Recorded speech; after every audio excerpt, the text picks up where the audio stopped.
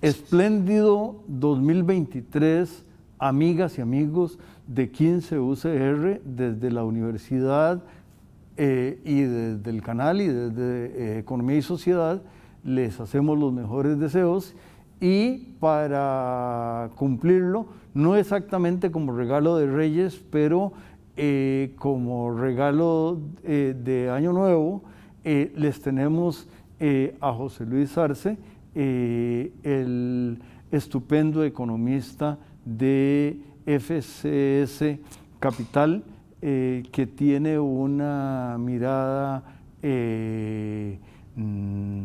escrutinadora del futuro y que además lo dice en términos clarísimos.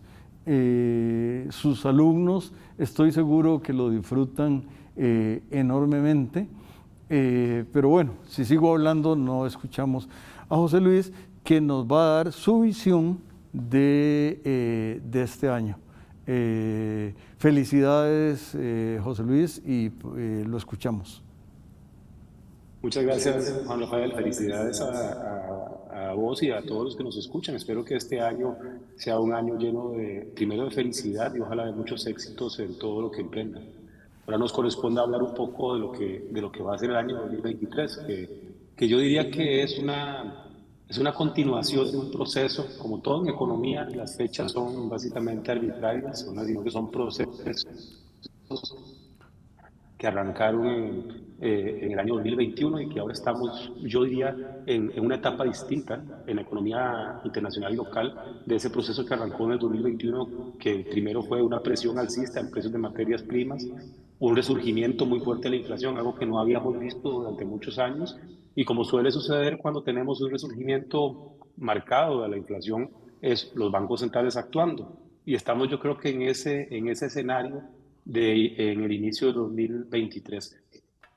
Presiones inflacionarias a nivel mundial que están cediendo, producto de que algunos de los shocks que provocaron el problema se han superado, por ejemplo, el transporte, también la recuperación, la normalización de los patrones de consumo, y también porque pues, los bancos centrales tienen impacto, ¿no? Y los aumentos y las políticas monetarias restrictivas, es decir, los aumentos en las tasas de interés para contener las presiones inflacionarias, tanto en el resto del mundo como localmente, también están teniendo efectos. Entonces entramos en una nueva etapa, que es una etapa con presiones inflacionarias decrecientes, diría yo, con condiciones financieras muy distintas a las de un año atrás, tasas de interés reales, tasas de interés nominales más altas, condiciones de crédito más estrictas, ¿no?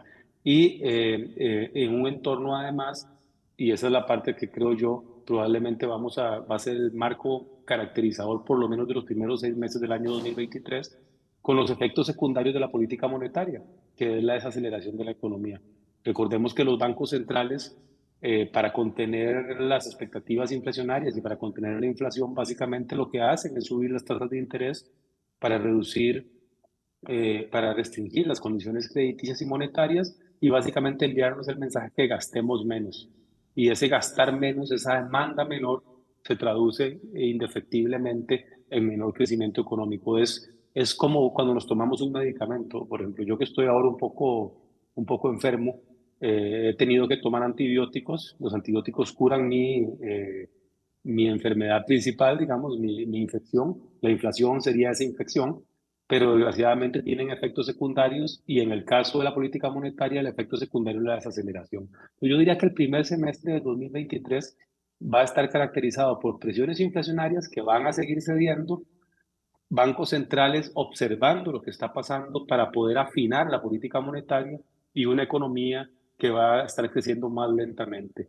El cierre del año 2022 y los primeros 6 meses del 2023 yo diría que van a ser los momentos en donde vamos a sentir más lenta la economía doméstica y también la internacional, producto básicamente de esos efectos de esa medicina que hemos tenido que tragar, producto del aumento en la inflación a nivel internacional y la reacción local, que tuvimos que hacer lo mismo, pues básicamente endurecer la política monetaria, porque el peligro de montarnos sobre una ola o una psicosis inflacionaria con expectativas inflacionarias que se consoliden es muy peligroso y los bancos centrales no se van a jugar ese chance, ¿no? Una consulta, José Luis. Eh, Ujú. el año pasado, y tengo la impresión, por lo menos eso dijo el presidente Cubero, de que él se sorprendió con la corrección hacia arriba en el crecimiento de la economía. Este año, Ujú. por lo menos antes de que termine, ya se nota, o las noticias son de que en el aeropuerto Daniel Oduber, allá en Liberia, la Ujú. actividad ha crecido mucho, y parece que en general ese sector que por las razones sanitarias, y me he retirado mi cubrebocas porque todos aquí en el estudio estamos a por lo menos 2 metros de distancia, pero, y por eso lo retiré. Pero me parece que aunque diciembre, enero no es la época más alta de la visitación, me da la impresión, bueno, o más bien te pregunto cómo percibes el impulso que turismo le pueda dar al crecimiento de la economía el año entrante. Ese es un elemento clave. De hecho, hacia el mes de octubre del año pasado, recordemos que el Banco Central nos anunció un incremento en la proyección de crecimiento para el 2022, ¿no? Y una buena parte de ese aumento en la tasa de crecimiento para el 2022, a pesar de la política monetaria restrictiva y del entorno complejo a nivel internacional por el shock de materias primas y por el aumento en las tasas de interés por parte de los bancos centrales, estaba originado en el que el turismo estaba mostrando un comportamiento muy fuerte. Comportamiento muy fuerte, producto de la recuperación pospandémica. Recordemos que fue uno de los sectores más golpeados y tardó un poco más en recuperarse, pero más allá de recuperarse de la pandemia, además también ha habido un boom de turismo mundial, ¿verdad? De hecho, en el 2022 sucedió algo que nunca habíamos visto en Costa Rica, y es que la estacionalidad del sector turístico cambió. Es decir, fue una temporada, los últimos 6 meses del año han sido una temporada o fueron una temporada alta permanente, ¿no? Y ese es un elemento que explica la recuperación de la economía. Ahora, desgraciadamente, recordemos una cosa, el turismo es sensible también a las condiciones económicas mundiales. Entonces, la desaceleración que se espera el año entrante en los Estados Unidos, especialmente, Estados Unidos va a crecer probablemente menos del 1% en el año 2023. Yo no creo, digamos, no suscribo la idea de una recesión profunda en los Estados Unidos. Creo que hay posibilidades de escapar de la recesión, y de si se entrara en recesión, esa recesión sería moderada, pero sin embargo eso, aún así eso afecta a los consumidores, y probablemente eso puede mermar un poco el ritmo de crecimiento del turismo. El otro factor que explicó el crecimiento más alto del previsto en el 2022 fueron las zonas francas. Las zonas francas, básicamente que en sectores manufactureros como los de ciencias de la vida, el retorno de Intel, han marcado un elemento importante que le añadieron impulso a la economía costarricense en el 2022. Pero mucho cuidado con eso. Y esto no es una, digamos, no digo esto por abogar, obviamente, porque las zonas francas no sean importantes. Tenemos que recordar que tenemos una economía muy dual, ¿verdad? Las zonas francas representan el 15% de la economía, más o menos. El turismo debe aportar alrededor del 10% de la economía, ¿no? Esas dos cosas son una cuarta parte. El restante 75%, pero especialmente el 75% que está vinculado con el gasto doméstico, que ha estado ralentizando desde mediados del 2022 y continuará haciéndolo en el 2023, porque esa es la economía que está enfrentando los efectos de los aumentos de precios de materias primas en el 2021, que tienen efectos rezagados, la inflación alta que le consumió poder de compra a los hogares, es decir, nos hicimos más pobres las familias costarricenses, todas, desde las más ricas hasta las más pobres, pero especialmente los más pobres se han afectado más. Y la otra cosa es que las condiciones crediticias endurecidas, es decir, tasas de interés más altas, también es un elemento que reduce la demanda local. Es decir, es otro 75% que no es ni turismo ni zonas francas, ¿verdad? Entonces, la sorpresa de crecimiento del año pasado estuvo muy focalizada en esas dos cosas, pero desgraciadamente si vemos las cifras de consumo en los hogares, si vemos los sectores que están vinculados con la demanda interna, todas han ido perdiendo impulso. No se están contrayendo, es decir, no es una crisis, ¿verdad? Esa es una cosa, nos hemos vuelto a veces los medios de comunicación, a veces los analistas también, las personas, todos queremos poner el título de crisis, ¿verdad? Eh, yo no diría que es una crisis necesariamente, ¿verdad? Sino que lo que creo es que es parte del ciclo económico, son esos movimientos del ciclo económico, un poco distintos porque veníamos saliendo, eso sí, de una contracción muy marcada durante la crisis del coronavirus, ¿verdad? Pero yo creo que esto es parte del ciclo económico normalizándose y de la reacción de política monetaria. Hay cosas que tenemos que entender, yo creo que como consumidores y como empresarios y como país, por ejemplo, las tasas de interés que teníamos antes de diciembre del 2021, esas no las vamos a ver durante mucho tiempo, ¿no?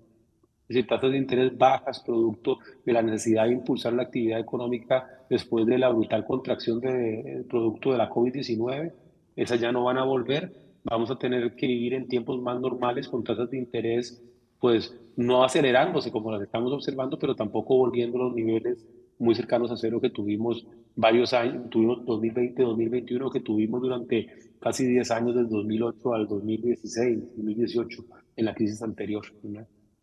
Vamos a pedirle, José Luis y amigas y amigos al canal, que nos invite a regresar y reiteramos los mejores deseos para 2023 para todos. Regresamos.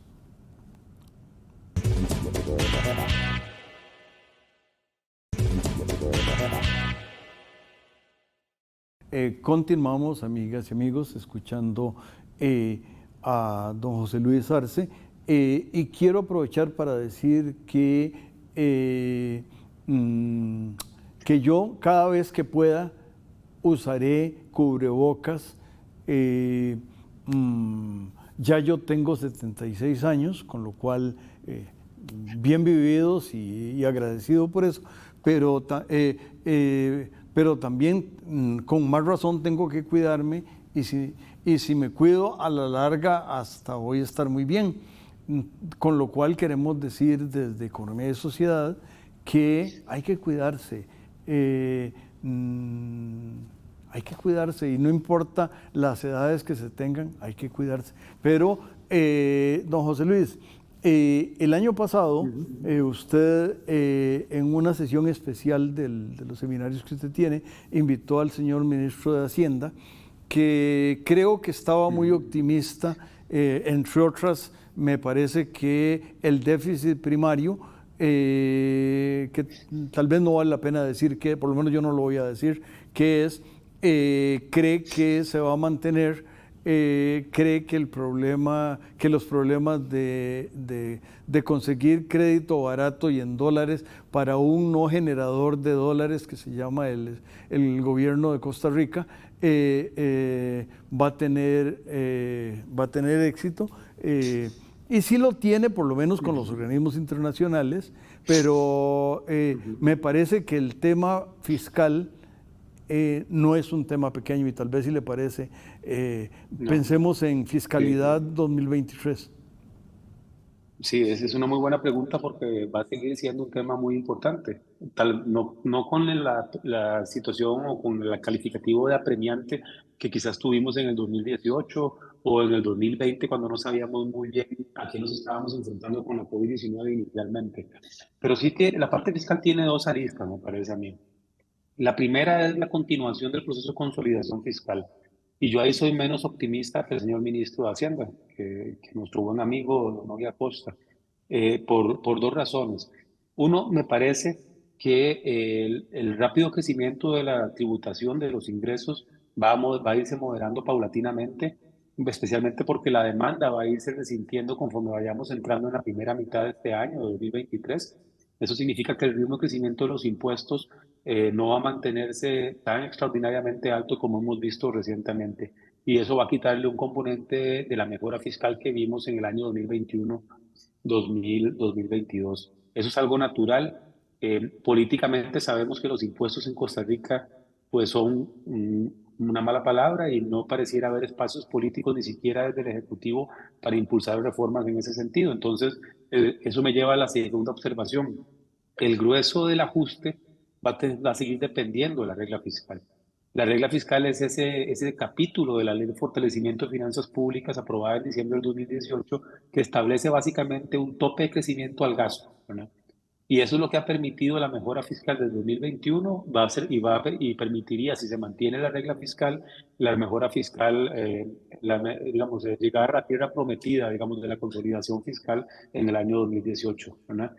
Ahí el tema es, digamos, que siendo tan importante la regla fiscal, desgraciadamente al haber caído en el escenario más estricto de la misma por algo inesperado que fue la pandemia, eso hace que la regla fiscal se vuelva políticamente muy complicada de mantener. En primer lugar, recordemos los empleados fiscales, los empleados públicos tienen desde el año 2021 su salario congelado y según las estimaciones de Hacienda, eso podría permanecer así hasta el año 2027. Yo soy un poco más optimista. Nuestros modelos nos dicen, por ejemplo, que en el año 2025 probablemente ya se alcance un nivel de deuda pública por debajo del nivel que establece la regla fiscal y entonces se liberaría esa restricción, pero igual en 2025 faltan 2 años, ¿verdad?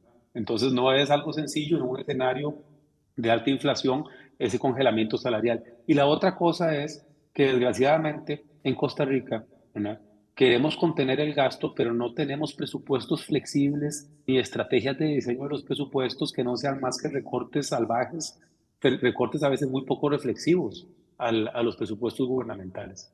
Entonces, sí, yo le pongo un tope al presupuesto, pero el ministro de Hacienda y el aparato público tiene muy poco margen de acción para reacomodar cosas. Y como suele suceder, terminan siendo los más vulnerables los que se ven más afectados, porque lo más sencillo es recortar no es la transferencia para un proveedor importante del sector público, no son los salarios del sector público, sino son básicamente las ayudas sociales o ciertos tipos de gastos que yo puedo barrer bajo la alfombra temporalmente. Entonces, a mí me preocupa la posibilidad política de mantener esa restricción. A eso hay que añadirle otra cosa. El discurso del presidente es claramente populista, ¿verdad? Y los populistas generalmente gastan, ¿verdad? Porque la forma de mantener su popularidad, digamos, especialmente en ciertos sectores, constituencies, por ejemplo, como los zonas rurales, zonas costeras, ¿verdad?, pues implica tener que ir a construir cosas, llevar cosas, tratar de resolver ciertos eventos. Ojalá que se haga científicamente y apropiadamente, que no sea simplemente clientelismo. Pero cualquiera que sea la razón, yo creo que este gobierno va a querer gastar. Y entonces ahí está el tema de abrir la caja de Pandora de la reforma a la regla fiscal, que creo que es clave. El segundo tema fiscal, si me permites Por favor. atenderlo, es lo que estabas mencionando hace unos minutos, es la financiación del déficit. Eh, el programa con el Fondo Monetario Internacional y los planes de Hacienda para financiar el déficit fiscal en los próximos 4 años, ¿no?, descansan, en mi opinión, excesivamente en el financiamiento externo. Tienen no solo una agenda bastante grande de financiamiento multilateral, ese sí muy barato, sino que además está todo el tema de financiamiento mediante eurobonos, que son básicamente el plan es 1.500 millones por año, ¿verdad? Esos son 6.000 millones en 4 años. Además de eso, el gobierno de Costa Rica accedió a 700 millones de dólares del Fondo de Resiliencia y Sostenibilidad del Fondo Monetario Internacional, que es también para gasto y apoyo presupuestario. Y recientemente, a finales del año pasado, como en noviembre, recordemos, el gobierno de Costa Rica negoció con el Banco Centroamericano de Integración Económica otros 700 millones de dólares más de financiación para casi 1.000 proyectos de infraestructura crítica que se han afectado por el invierno tan cruento, perdón, la estación lluviosa tan cruenta del año 2022. Entonces, ¿cuál es el problema con eso? El problema es lo siguiente: los diputados y los ministros dicen muy fácilmente es que esto es para pagar deuda que vence. Sí, bueno, eso es cierto, es para pagar deuda que vence, pero el dinero es fungible. Eso lo que significa es que en realidad yo digo que uso para algo, pero lo estoy utilizando en cualquier cosa. Entonces, cuando uno analiza, por ejemplo, el déficit fiscal de los próximos 4 años y ve todo lo que quieren pedir prestado fuera, lo que se da cuenta es que eso es más que el déficit. Y eso probablemente va a tener implicaciones cambiarias. Los déficits fiscales financiados externamente aprecian la moneda local. Entonces vamos a tener un escenario, y eso es bueno para unos, pero malo para otros, un escenario de tipo de cambio, yo diría, muy, muy estable, con ciertas presiones a la baja, con el Banco Central comprando divisas y por lo tanto emitiendo dinero y evitando que las tasas de interés en colones bajen, ¿verdad? Producto básicamente de esa afluencia de divisas, producto del financiamiento externo y del comportamiento de la economía. Entonces, ese elemento me preocupa. Siento que hubo en todos estos análisis poca preocupación por las implicaciones macrofinancieras que tiene el financiamiento externo. El Hacienda piensa solamente en que su tasa de interés va a bajar. Yo me temo que no va a bajar la tasa de interés en moneda local. Las tasas de interés en moneda local no han subido por la presión de Hacienda, han subido porque tenemos una inflación que contener. Y si esos flujos externos, el Banco Central impide que el tipo de cambio baje y compra divisas para reponer las reservas, ¿verdad? Básicamente ahí va a emitir dinero y ese va a ser un factor que después va a tener que ir a recoger al mercado del Banco Central para evitar que sea inflacionario y eso va a hacer también que las tasas de moneda local no bajen. Entonces vamos a quedarnos con un tipo de cambio muy estable, eso es una buena noticia, por ejemplo, para el comercio, para la banca privada, para quienes tienen deudas en dólares, un tipo de cambio muy estable este año y con mucha, y quizás con tendencia a la baja, pero no es una buena noticia para los exportadores ni para el sector turismo. Y una cosa que a veces se nos olvida, no es para nada una buena noticia para la industria local que compite con las importaciones, ¿no? Entonces creo yo, y eso es producto básicamente de la forma como vamos a estar financiando el déficit y en mi opinión, digamos, producto de que hemos estado usando argumentos muy maniqueos para justificar el financiamiento externo. Y básicamente estamos utilizando economía, digo yo, de presentadora de televisión, ¿verdad? De periodista presentadora de televisión de mediodía, ¿verdad? Y no necesariamente, creo yo, alguien está viendo el efecto total que va a tener esa fuente de financiación sobre la economía. Me parece, como siempre, clarísimo y la segunda parte, la del endeudamiento, lo deberían enseñar en todas las clases de economía de todas las universidades Así es. y en todos los cursos, incluso los de no economía, porque da la impresión, y hay un efecto de mirage, o sea, de espejismo, de que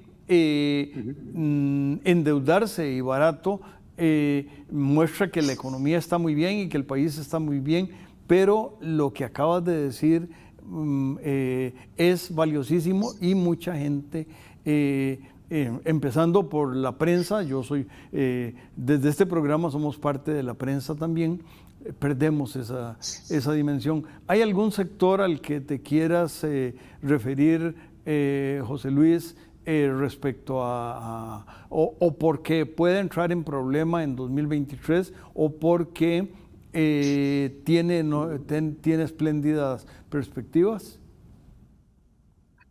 Me parece que en el 2023 vamos a seguir teniendo los sectores vinculados con la demanda externa con un crecimiento mejor que el promedio. Turismo, sector exportador, tal vez no tan dinámicos como en el año 2021-2022, pero sí veríamos un comportamiento por encima de la media. Lo que yo me temo que van a estar padeciendo por lo menos un arranque de año lento, un cierre del 2022 lento, estoy seguro que lo fue, y probablemente un primer semestre lento en términos de demanda van a ser los sectores comerciales, es decir, otra vez las actividades que miran a la economía interna. Entonces, ahí van a ser actividades que, producto de desaceleración de la demanda, probablemente van a empezar el año con cierta lentitud. Yo creo que también que vamos a ir viendo si hay una luz al final del túnel, ¿verdad? En el sentido de que la inflación va a seguir cediendo poco a poco, quizás no con la velocidad que se dio los últimos 3 meses, 4 meses del año 2022, que vimos inflaciones o tasas de variación negativas de los precios al consumidor por la caída en los precios de los combustibles, pero sí vamos a ir viendo la inflación ceder paulatinamente. Y eso le va a dar espacio al Banco Central, creo yo, de empezar a ajustar su política monetaria. Ahora, no rápidamente, no va a ser, es decir, no vamos a ver en enero o en febrero el Banco Central probablemente aún ajustando su tasa de política monetaria, pero yo estoy casi seguro que antes del primer semestre el Banco Central va a poder hacer el ajuste fino en el sentido de, pues obviamente desde diciembre no subiría la tasa de interés, ¿verdad? Pero sí empezaría a ajustarla probablemente hacia la baja más desde el segundo semestre, lo cual José Luis, empieza a dar aliviar. Ujú. excelente. Y a las amigas, a ti y a las amigas y amigos les deseamos de nuevo un 2023 lleno de logros y que los problemas, esos que estabas mencionando, se manejen adecuadamente. Cuídense todos Así es. mucho. Igualmente. Gracias. Un abrazo, hasta luego.